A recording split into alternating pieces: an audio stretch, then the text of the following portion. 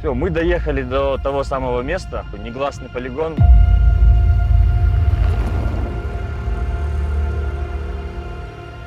Препятствие усложняется тем, что здесь песок, соответственно, зацеп хуже.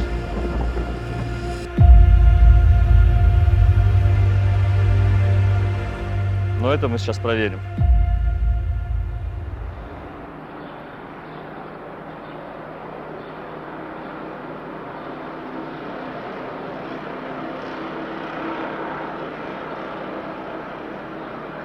Здравствуйте, уважаемые зрители канала BMW Казахстан. Меня зовут Диас, и у себя на YouTube-канале я сравниваю работу полного привода популярных внедорожников и кроссоверов. Сегодня мы поедем в одно интересное место, где я планирую снимать битву кроссоверов 2021.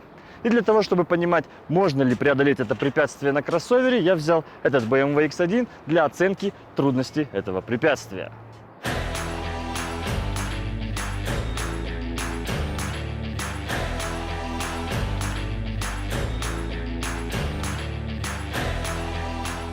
«140 челлендж». Интересная тема. Запустил у себя в Инстаграме, чтобы люди выкладывали значение тахометра на своих автомобилях при скорости 140 км в час. То есть это, в принципе, достаточно высокая скорость. Не все машины комфортно едут на такой высокой скорости. Вот, в частности, здесь мы видим, что 2400 оборотов на, видимо, уже 8-я скорость, да? Потому что обороты невысокие. Это значит, что на скорости 140 км в час здесь будет относительно невысокий расход топлива. Потому что старые машины, у которых 4-ступенчатые коробки, 5-ступенчатые, едут на оборотах свыше 3000. А советские «Лады» едут так вообще почти до 4000.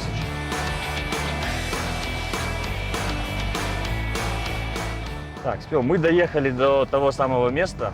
Такой негласный полигон, рабочее название у него 36-й километр, потому что он находится на 36-м километре трассы Алматы-Капчагай. Поедем вдоль поля и туда, за горизонт. Видели как? Отъехали от города всего ничего, а уже природа. А некоторые дети даже и не знают, что коровы пасутся на траве и что они не фиолетовые.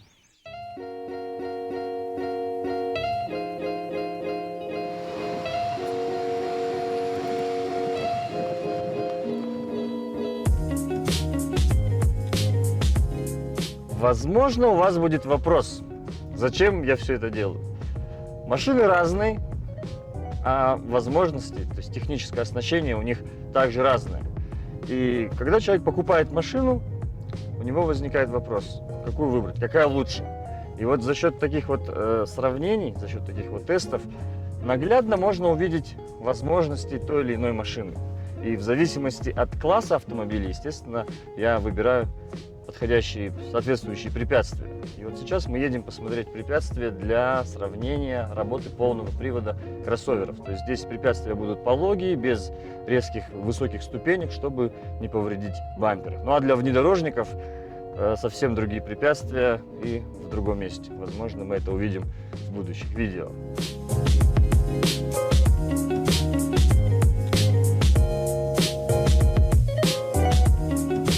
Мы доехали до первого препятствия. Это серия диагональных вывешиваний с разным углом подъема. То есть, чем выше угол, тем сложнее, соответственно, преодолевать это препятствие. Начинаем отсюда.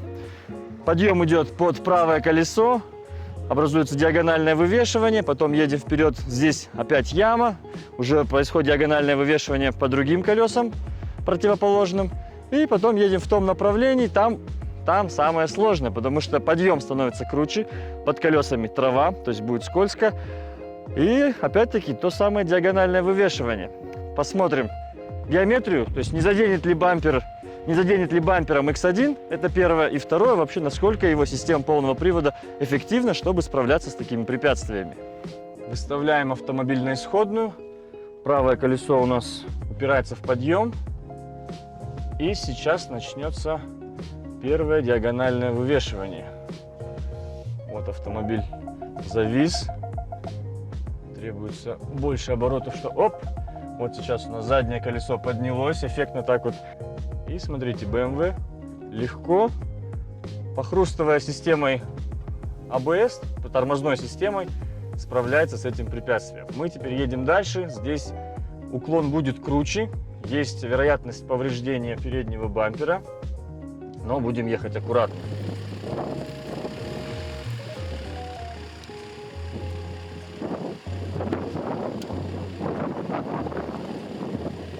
Смотрите, что происходит. Заднее колесо полностью висит в воздухе.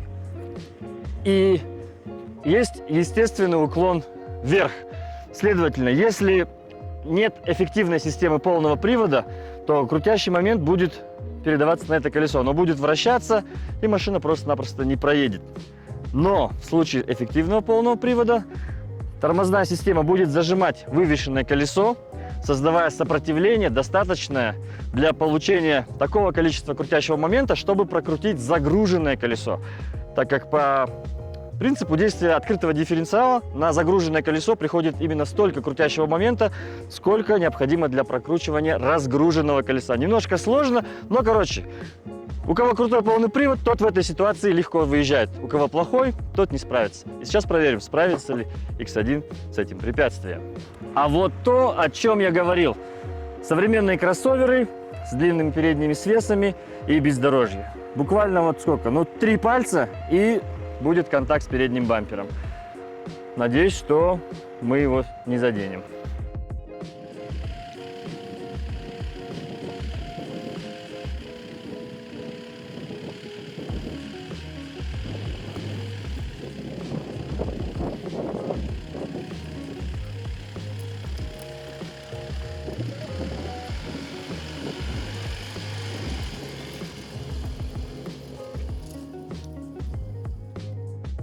Так, что мы поняли из этого упражнения? Первое, то, что это препятствие преодолимо современным кроссовером.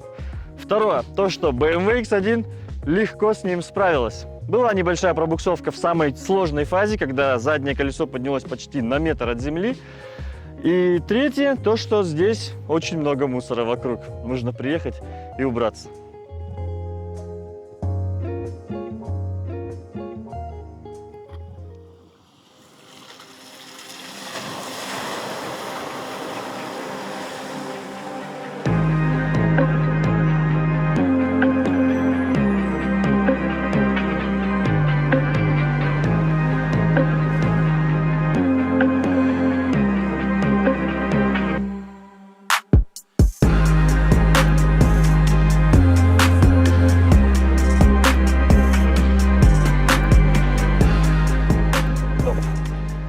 Что ж, мы доехали до второго препятствия. Спуститься-то может любой, а вот подняться мы будем по вот этому песчаному подъему. В принципе, его можно проехать ходом даже на легковой машине. Но для того, чтобы усложнить задачу, мы остановимся на подъеме. Видите, разница под левое и правое колесо. То есть там образуется диагональное вывешивание. И из этого положения нужно будет в натяг продолжить восхождение. Не все автомобили с этим справляются, по моему опыту. Ну что ж, начинаем движение. Едем в стандартном режиме. Выключим оповещение парктроников. И выставляем автомобиль на исходную. Вот уже, видите, буксует машина даже просто для того, чтобы выставиться. То есть мы заехали на подъем. Переднее колесо показывает свой диапазон хода. И заднее колесо уже висит в воздухе. Сейчас смотрите, как система Traction Control будет ограничивать движение заднего колеса для того, чтобы создать большее сопротивление и передать больше крутящего момента на загруженное заднее левое. Препятствие усложняется тем, что здесь песок, соответственно, зацеп хуже. Песок мягкий, колеса буксуют и выкапывают. Сейчас максимально плавно начинаю движение в натяг, чтобы продемонстрировать, как будет работать система контроля тяги. Иначе, если просто нажать резко газ, она заскочит, и мы ничего не увидим.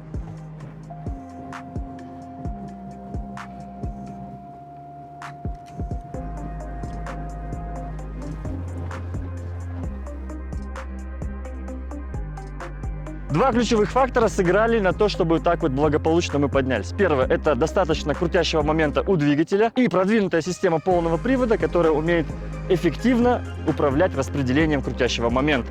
Потому что Вот можете зайти посмотреть у меня на канале «Битва кроссоверов». Здесь было много машин. И вот так вот, как сейчас проехал X1, ну, это очень сложно.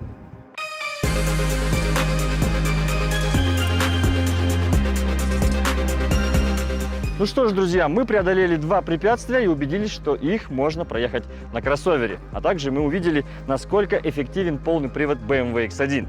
На этом у меня все. Спасибо, что посмотрели это видео. С вами был Диас. Всем пока.